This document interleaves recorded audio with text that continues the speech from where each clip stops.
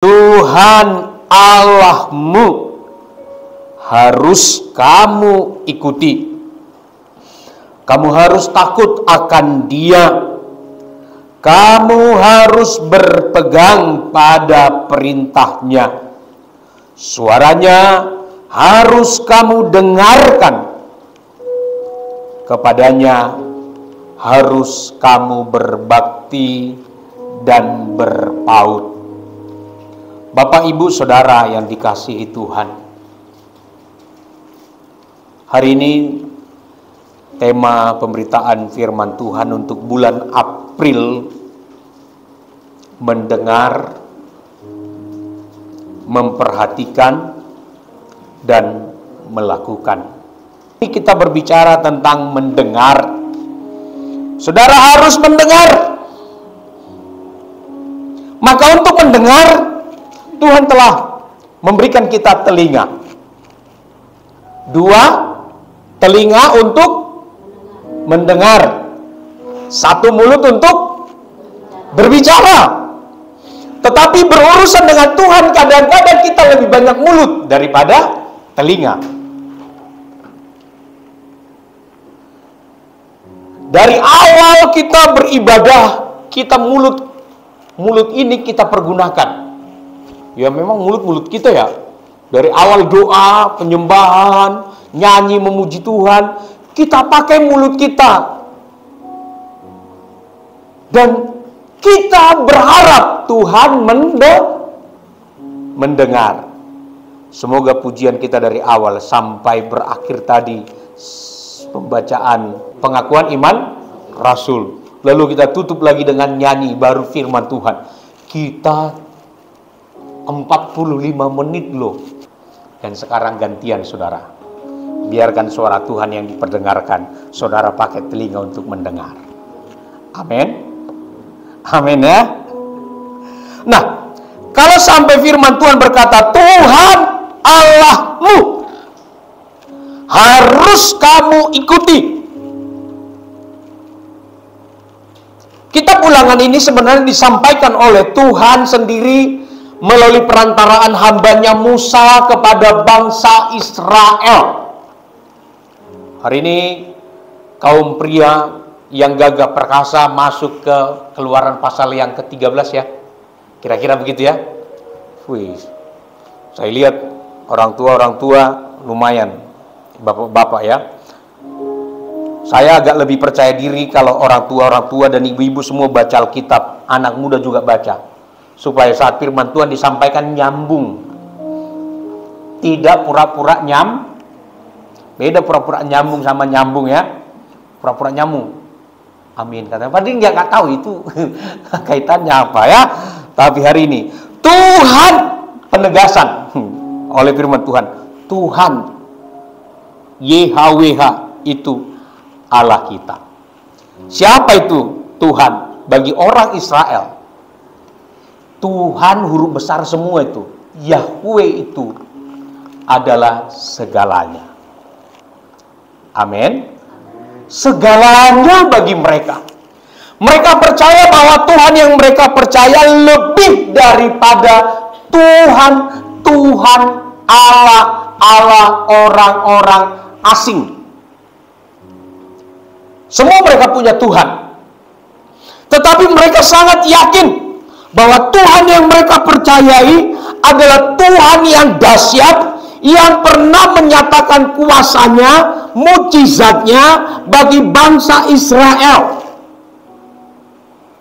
Mereka dilepaskan dari perbudakan yang ratusan tahun, dari generasi ke generasi di Mesir, dan mereka dilepaskan, dijadikan menjadi orang merdeka.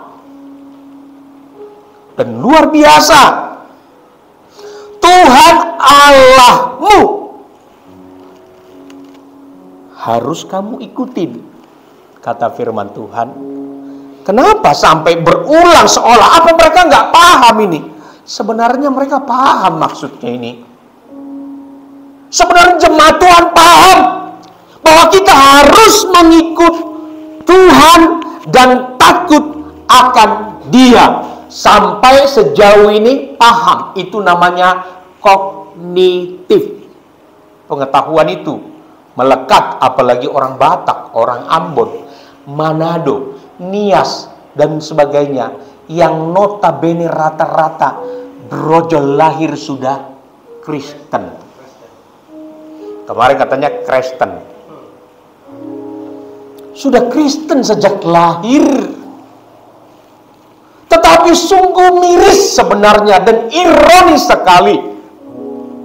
Lahir sejak Kristen, nggak tahu juga banyak tentang kebenaran firman. Merasa kognitifnya sudah terpenuhi, padahal sebenarnya jauh di bawah standar tuntas. Kalau mau dibuat berapa persen ketuntasannya, kita jauh di bawah tuntas. Hari Rabu yang lalu saya dikirim oleh kawan kekristenan mendekati punah. Saya nggak tahu. Yang saya tahu pekerjaan Tuhan, kekristenan itu adalah pekerjaan Tuhan.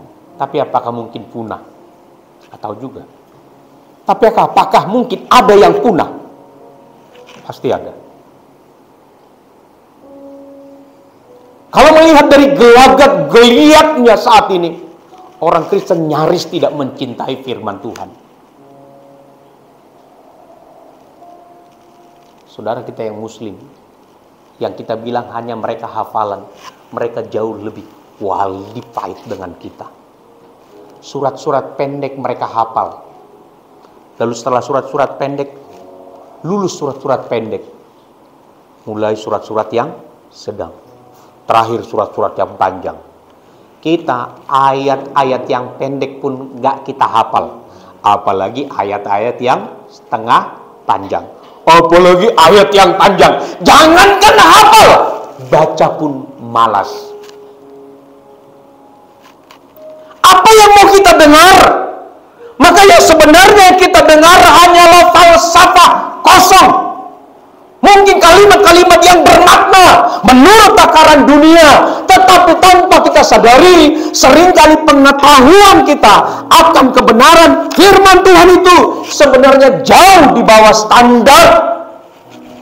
Kalau untuk istilah sekolah, apakah kita tuntas? Belum tentu kita tuntas. Kalau dibuat satu kriteria ketuntasan minimum KKM, mungkin kita di bawah standar ketuntasan. Jemaat yang dikasihi oleh Tuhan, saya mengajak kita, ayo kita beranikan diri baca Alkitab. Amin. Dunia memberikan literasi yang beragam untuk mengubah paradigma kita. Kalau kita nggak paksakan diri baca firman, maka literasi dunia lah yang menjadi gaya hidupmu, yang mempengaruhi hidupmu, dan mengubah kita tanpa tersadar. Kita telah tergeser.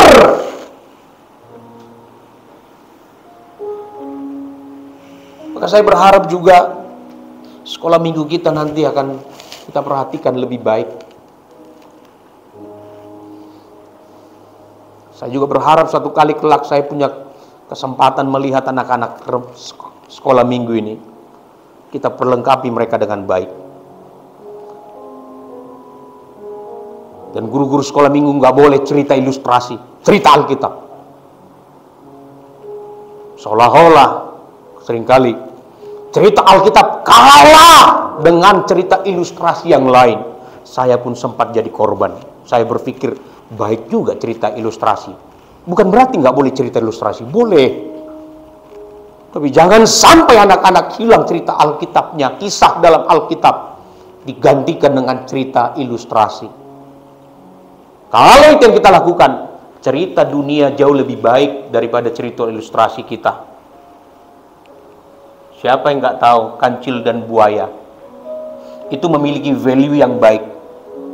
Tetapi Alkitab harus menjadi sumber pembelajaran utama. Maka Bapak Ibu Saudara, saya berharap saudara dengarkan firman Tuhan pada hari ini. Semangatlah, giatlah berdoa. Di doa saudara dititipkan Tuhan kekuatan di dalam gereja kita. Kita akan melihat kebesaran Tuhan nanti bekerja untuk pembangunan gereja kita. Kalau saudara mau mengambil bagian dalam doa bersama, kita pertaruhkan. Letih memang, lelah memang, sangat lelah. Tapi dengarkanlah kebenaran firman Tuhan. Kalau saudara nggak ikut mengambil bagian dalam doa, siapa yang mau kita ajak bergabung dengan kita? Sementara saudara juga terlena dengan lelahnya realita kehidupan ini. Jangan saudara pikir saudara hanya saudaralah yang lelah. Kita semua lelah dalam kehidupan ini. Kita sedang fighting, berjuang. Maka dengarkanlah, itu sebabnya Alkitab berkata, harus kamu ikuti Tuhanmu. Kamu harus takut akan Dia. Kamu harus berpegang pada perintahnya. Berpegang pada perintahnya. Sementara yang kita dengarkan adalah perintah dunia. Perintah firman Tuhan yang disampaikan oleh gembala bisa saja menjadi angin berlalu bagaikan tiupan angin sepoi-sepoi. Yang ketika disampaikan, saudara punya respon, dan nalar kritis saudara yang cerdas itu mendahului untuk berkata amin. Maka kadang-kadang kita terjebak di sana. Saat firman Tuhan diperdengarkan kepada kita, kita mulai mengolah kalimat demi kalimat yang disampaikan itu. Seolah-olah itu bukanlah perkataan Tuhan, bukanlah firman Tuhan. Sehingga kita sendirilah yang membuat bobotnya menjadi rendah standarnya. Sehingga firman Tuhan disampaikan berlalu begitu saja. Dalam tahap seperti ini kita belum masuk kategori bertumbuh, belum masuk berakar. Jemaat yang dikasihi oleh Tuhan, kalau sampai firman Tuhan berkata hari ini, suaranya harus kamu dengarkan. Dengarkanlah suara Tuhan. Dari tadi 45 menit saudara bernyanyi memuji Tuhan, berdoa. Saudara berharap Tuhan mendengar saudara. Dan saudara berharap Tuhan berkenan atas pujian, penyembahan, dan doa saudara. Nah, kenapa kalau Tuhan bertitah kita tidak mendengarkan suaranya? Mendengar artinya kita menaruh minat untuk memahaminya, sehingga firman itu menjadi pengertian, pemahaman dalam area kognitif kita. Harus sampai seperti itu Bapak Ibu Saudara. Kalau saudara nggak punya firman, nggak punya pengetahuan firman dengan benar, dunia punya hikmat, punya kecerdasan, tanpa saudara pikirkan, saudara dibuat telah meleset mungkin hanya 0,5 derajat, sepele kelihatannya, ngerong sedikit, itu rasanya nggak ngaruh. Tetapi yang 0,5 derajat sekalipun, kalau titik koordinat seperti di pelayaran di tengah-tengah laut, 0,5 derajat saja. Ini Pak Alin ini dulu supirnya kapal ini ya. 0,5 derajat ya. Kalau berangkat dari Tanjung Priuk, tujuannya kau mau ke benua Amerika, kira-kira nyampe nggak 0,5 derajat? Mungkin dia ke kemana larinya ya? Tidak akan sampai tujuan. Jemaat yang dikasihi Tuhan, tidak heran kalau sampai Yesus pernah mengungkapkan satu kalimat yang sepertinya agak menusuk dalam Wahyu 3 ayat 20. Dan hari ini firman ini Yesus sendiri yang berbicara kepada saudara melalui hambanya Pendeta Margiot Butar-Butar. Wahyu 3 ayat 20 dikatakan seperti ini. Lihat, aku berdiri di muka pintu dan mengetok. Jikalau ada orang yang mendengarkan suaraku dan membuka pintu, aku akan masuk mendapatkannya dan aku makan bersama-sama dengan dia, dan ia bersama-sama dengan aku. Yesus mengungkapkan suatu kalimat yang disampaikan melalui seorang hamba Tuhan bernama Yohanes, murid Yesus yang termuda pada masa itu. Dalam penglihatan di Pulau Patmos itu, Yesus berkata, "Lihat, aku berdiri di muka pintu dan mengetok." Kenapa Yesus berdiri di muka pintu? Bukankah Yesus sendiri adalah pemilik rumah tersebut?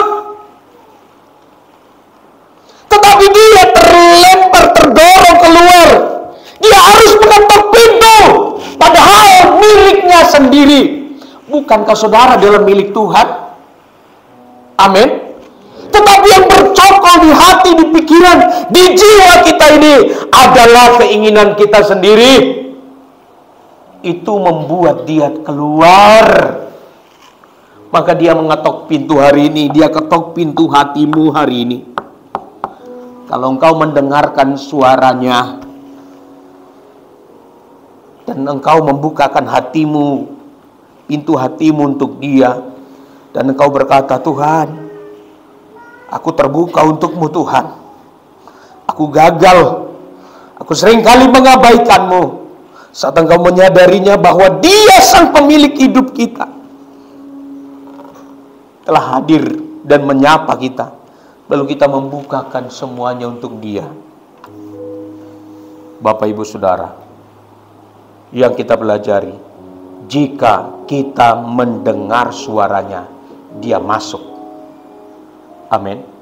Kalau semua bapak-bapak, ibu-ibu, anak muda sudah baca Alkitab secara kontinu, saya khotbah, saya yakin akan nyambung, ketemu frekuensinya. Tapi kalau enggak nyambung, capek. Kepada murid-murid saya, anak murid saya SMP, saya pernah marah, saya ngomong nggak tahu dia, nggak pernah dengar, Pak.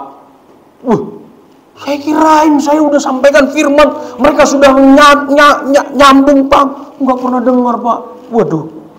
Maka sekarang juga murid-murid saya bilang, Pak Margiot punya grup baca Alkitab, 1 hari 5 pasal. Bapak-bapak juga ada 3 pasal. Kalian kalau mau bertumbuh baca. Dan semua anak-anak saya udah hampir 1 bulan ini 3 pasal 1 hari. Saya lihat mereka berlomba-lomba. Saya bilang, Pak Margiot nggak ikut baca ya, karena saya nggak kuat, otak saya nggak nyanggup. Saya bilang, masa Pak? Iya, nanti baca ini bingung, mumet, nanti saya stres gitu ya. Kalian aja ya. Tapi Pak Margiot hanya mengamati aja, memantau. Saya lihat tadi pagi, waduh, semangat mereka. Mulai nyambung frekuensinya. Bapak, Ibu, Saudara, firman Tuhan banyak sekali menyampaikan, tapi hari ini nggak usah banyak-banyak dulu ya. Kita buka Maliaki 2 ayat 2. Jika kamu tidak mendengarkan dan jika kamu tidak memberi perhatian untuk menghormati namaku, firman Tuhan semesta alam, maka aku akan mengirimkan kutuk ke antaramu dan akan membuat berkat-berkatmu menjadi kutuk, dan aku telah membuatnya menjadi kutuk sebab kamu tidak memperhatikan. Perjalanan pembacaan firman Tuhan, kalau saudara menganalisanya, saat manusia itu, umat manusia tidak mendengarkan suara Tuhan, tidak memperhatikan suara Tuhan, tidak mengindahkan suara Tuhan, tidak mengaplikasikan dalam kehidupannya, maka yang mereka alami adalah penderitaan. Penderitaanlah ternyata yang mereka alami. Sudah hebat sebenarnya janji Tuhan kepada Abraham, bapak leluhur orang-orang Israel. Tuhan langsung ngomong secara audible, secara langsung kepada Abraham. Ingat Abraham, siapa yang memberkati engkau akan diberkati. Diberkatilah engkau. Banyak sekali berkat-berkat yang harus mereka terima. Tetapi apa yang terjadi saat keturunan Abraham ini, bangsa Israel dan juga jemaat Golden Gate tidak mendengarkan? Maka seringkali perjalanan kita menjadi perjalanan yang lebih sulit dari yang kita bayangkan. Bapak, Ibu, Saudaraku, kalau engkau dengarkan firman Tuhan hari ini, memperhatikannya dengan saksama dan berjuang komitmen untuk melakukannya, engkau pasti akan Tuhan topang. Saya mau sampaikan, Tuhan lebih senang memberkati masa depan saudara daripada melihat saudara hidup melarat menderita. Tetapi kadang-kadang berubah saat umatnya tidak memperhatikan, menganggap semua firman Tuhan yang disampaikan itu angin berlalu begitu saja. Aduh, Bapak, Ibu, kita yang sengsara, kita yang akan menderita. Maka saya berharap bapak-bapak, ibu-ibu yang sudah berumah tangga, lakukan firman ini. Amin. Berlakulah benar. Lakukan. Sulit, Pak. Memang sulit. Tapi kalau engkau komitmen melakukannya, engkau akan melihat tangan Tuhan yang akan menopang, mengangkat hidupmu. Amin. Engkau punya kebiasaan buruk, mulai buat satu komitmen yakin kepada dirimu sendiri. Engkau harus bertobat dan berubah. Jangan harapkan orang lain untuk mengubah hidupmu. Kitalah yang harus berkomitmen. Seperti contoh seorang perokok, dia yang harus komitmen untuk melepaskan diri dari merokok. Kalau tumpang tangan nggak mungkin, tumpang kaki juga nggak mungkin, kecuali tumpang tanah. Maka di tanah tidak ada lagi rokok. Baru bisa bertobat. Yang punya hobi judi, pasang apa itu katanya slot itu nggak jelas, saya nggak paham. Belum ada yang ngajarin saya. Gitu. Saya nggak paham. Bapak-bapak, anak muda, ibu-ibu, nggak ada orang kaya pemain judi, kecuali saudara menjadi bandar judi. Tapi kemarin saya pikir bandar judi yang kaya. Datang Pak Isa kemarin, bukan Om, yang kaya itu bukan bandar judinya, tapi polisinya. Oh iya juga ya, baru ngerti saya. Iya, saya kira selama ini bandar, iya sih, lumayan kecipratan juga dia. Tetapi yang kaya itu polisi, karena polisi tahu titik-titiknya. Jadi bapak-bapak, jemaat Golden Gate, bukan hanya bapak loh sekarang yang suka judi, ibu-ibu juga. Ya, pasang slot katanya, games pun dijadiin judi. Memang luar biasa zaman sekarang ini. Walaupun firman Tuhan tahu, nggak peduli dia firman Tuhan. Orang seperti ini gak peduli dengan firman Tuhan, gimana mau diberkati Tuhan? Lalu berharap, berdoa, Tuhan tolong berkati, Tuhan tolong angkat derajat hidupku. Tapi Tuhan berkata, aku sih pengen mengangkatnya, tapi suatu kali kelak kalau aku angkat, itu akan menjadi kutuk. Oh, bisa juga dong. Betul gak? Kalau bapaknya Felix ini diangkat Tuhan menjadi orang-orang yang masuk hitungan 10 besar orang terkaya di Indonesia, saya khawatir naluri yang aneh-aneh muncul. Pak Gembala nggak tahu. Semua rahasia. Semua ada di handphone. Dia mau main judi pun orang nggak tahu loh. Di hadapan Gembala senyumnya manis seperti malaikat. Lalu Gembala berpikir ini lebih mulia daripada malaikat. Tapi di hadapan Tuhan, Tuhan berkata, aduh, kamu udah tipu terus hambaku. Memang dia cocok ditipu karena wajahnya agak culun. Tetapi aku bela dia. Aku gak suka dengan perlakuanmu. Bisa kata Tuhan loh. Maka kalau ada masih hasrat begitu, Pak Felix bertobat. Amin ya. Saya ngomong hanya sebut nama Pak Felix. Ini ada Pak Felix yang lain masalahnya. Hanya saya gak sebut aja. Nanti kalau saya sebut nama Farid, minggu depan saya gak mau ibadah Pak. Sebut nama saya yang negatif kan? Ini contoh. Amin. Kalau kita udah dengar firman Tuhan, buat komitmen untuk bertobat. Sedangkan kita komitmen saja kita gagal, apalagi nggak berkomitmen. Bukankah doa pagi setiap jam 5 pagi sempat awalnya para tim inti komitmen? Tetapi setelah berjalannya waktu, komitmen untuk tidur bablas gitu ya, komitmen. Bapak Ibu, jam Jumat jam 7.30 kita udah ubah supaya berpikir nanti jemaat yang sudah capek lelah pulang dari kerja sempat dulu masak makan lalu 7:30 doa. Setelah diubah 7:30 malam tetap juga yang datang lu lagi. Bapak Ibu, ayo kita buat komitmen. Amin. Ingatlah komitmen kita. Sudah berapa jauh, sudah berapa dalam kita telah jatuh. Amin. Ingatlah komitmen semangat mula-mulamu waktu melayani. Sudah berapa dalam kita telah tertinggal. Kalau masih semangat, kembangkan semangatmu. Amin. Tetapi kalau engkau merasa sepertinya sudah mulai tertinggal dan hampir tersangkut kandas di batu karang, realita kehidupan, buatlah satu komitmen baru. Katakan amin. Dulu melayani aktif, sekarang sudah tidak. Jangan membangun argumen, tapi kita belajar introspeksi diri komitmen kita. Mungkin kita berkata, dulu saya masih banyak waktu, sekarang sudah tidak ada waktu. Buset dah. Padahal waktu dulu sama sekarang sama-sama 24 jam. Pak, Bapak nggak tahu pergumulan. Ya, saya nggak tahu pergumulan saudara. Dan ada baiknya saya juga kadang-kadang nggak perlu tahu pergumulan saudara. Sebab pergumulanku pun kadang-kadang beratku pecahkan. Lagi pergumulan saudara, ya kan? Tetapi pun kalau saudara datang membawa pergumulan saudara, yang bisa kulakukan hanya Tuhan memberikan aku hikmat untuk menolong dia. Amin. Jadi saya bisa berdoa bagi saudara. Sama-sama kita perbaharui komitmen kita. Jika kita tidak mendengar suara Tuhan dan tidak mau berubah, maka kita sendiri yang akan menyesalinya nanti, Bapak Ibu. Firman Tuhan Malia kedua ayat 2 berkata, jika kamu tidak mendengarkan dan jika kamu tidak memberi perhatian untuk menghormatiku.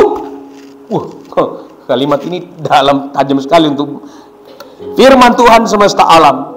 Maka aku akan mengirimkan kutuk ke antara kamu dan membuat berkat-berkatmu menjadi kutuk. Dan aku telah membuatnya menjadi kutuk sebab kamu ini tidak memperhatikan. Maka Bapak, Ibu, Saudara, ayo kita memberi perhatian untuk menghormati firman Tuhan semesta alam. Amin. Memberi perhatian untuk menghormati Tuhan semesta alam. Seperti apa orang yang mendengar dan memberi perhatian? Banyak sekali. Kemarin itu sudah saya sampaikan. Ciri orang yang menghormati Tuhan seperti apa dalam ibadah. Sederhana, ya kan? Saya sampaikan itu ya. Saya posting juga di Facebook media sosial. Realnya ciri orang menghormati Tuhan dalam ibadah.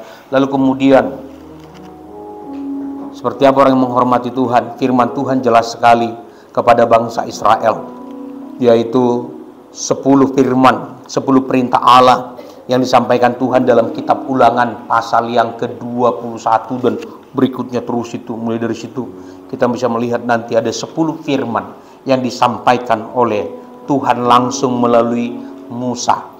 Sebab memang sejak semula saat bangsa Israel keluar dari Mesir menuju ke tanah Kanaan, izin yang mereka sampaikan kepada Firaun adalah untuk beribadah. Tetapi saat Firaun tidak mengizinkan mereka keluar untuk beribadah, yang ada apa? Celakalah pemerintahan Mesir dan Firaun. Dan bangsa itu pergi keluar untuk beribadah.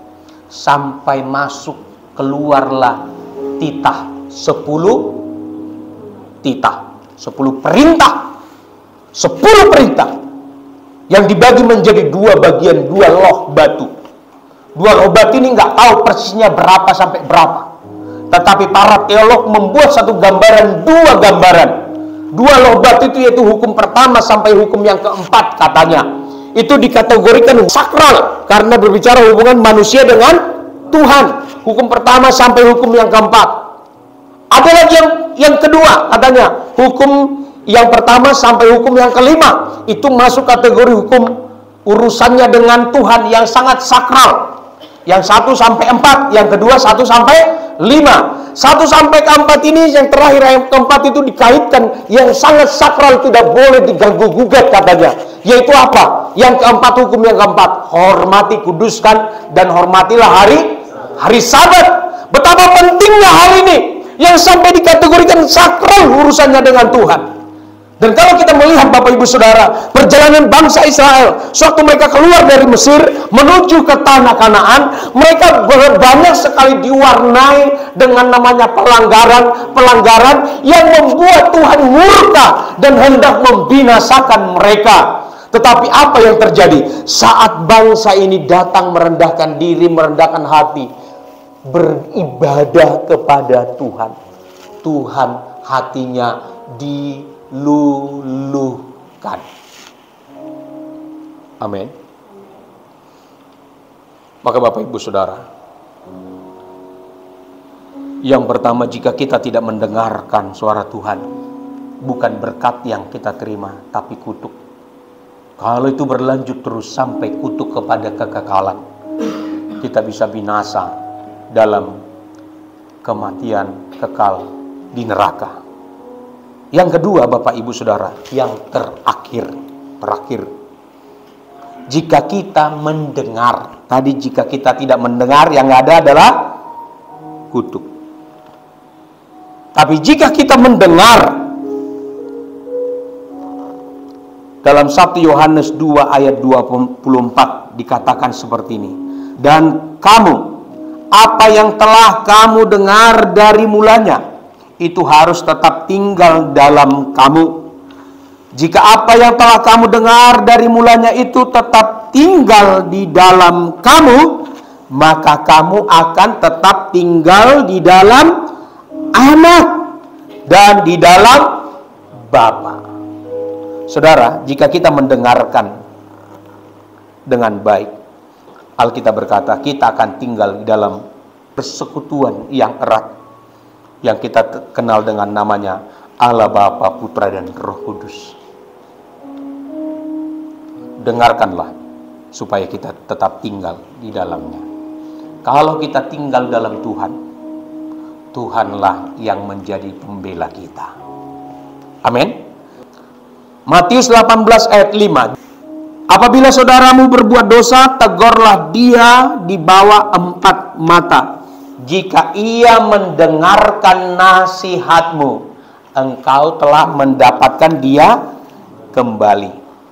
Jika orang yang kita tegur, siapapun itu, suami atau istri atau anak atau siapapun orang tua, jika orang kita tegur, kita ingatkan, mendengar, maka kita telah mendapatkannya kembali. Artinya merebut jiwanya untuk Tuhan. Bapak, Ibu, Saudara, jangan jenuh-jenuh. Sampaikanlah nasihat untuk orang lain. Datang semangat beribadah. Amin ya. Ingatkan terus. Bosan Pak Gem. Dia bosan dengar saya Pak Gem. Kagak apa-apa. Sampai dia lotok bosan banget dengar ajakan kita beribadah. Yang penting jangan ngajak berantem. Ibadah nggak? Kalau nggak, saya nggak masak untukmu. Makan itu batu. Wah, itu kan ribut ya. Tetapi ingatkan aja. Tapi dia lihat wajah udah bosan dia Pak Gem. Nggak apa-apa dia bosan lihat wajahmu. Tetapi wajah yang bosan saat ini di bumi, kalau satu kali kelak nanti dia sudah mau menghembuskan napasnya, dia sedang ada di penghujung akhir kehidupan, maka nasihat saudara yang dulu membosankan itu menjadi sesuatu nasihat yang paling berharga.